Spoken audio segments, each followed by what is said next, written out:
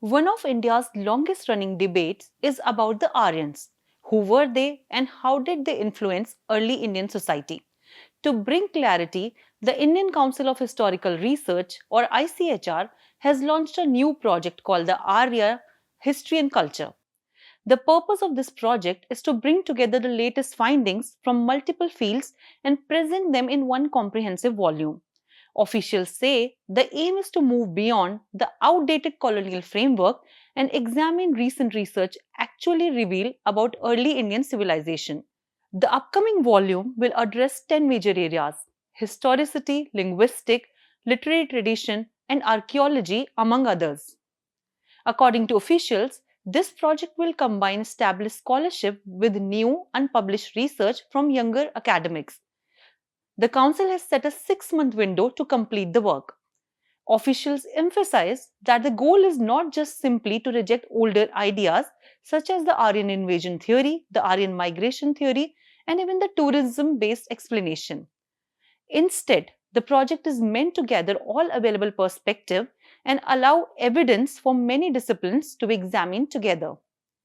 The volume is expected to draw contributions from prominent researchers in archaeology, linguistics, ancient civilization, and related areas, alongside new voices who are bringing fresh data and interpretations.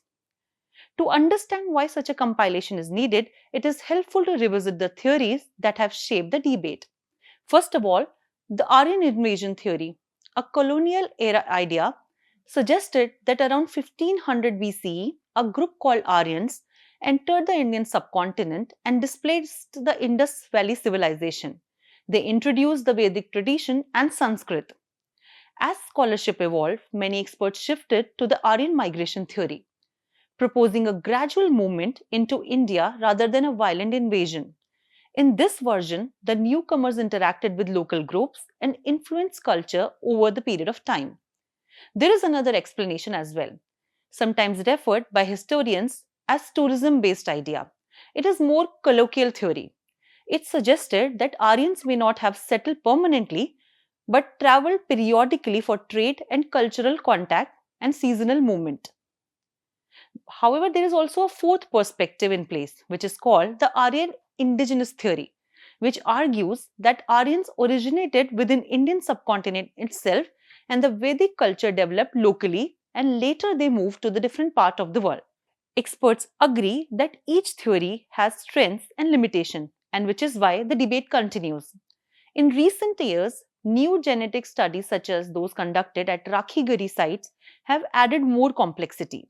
These studies pointed out deep population continuity in the region, influencing even school textbook revision.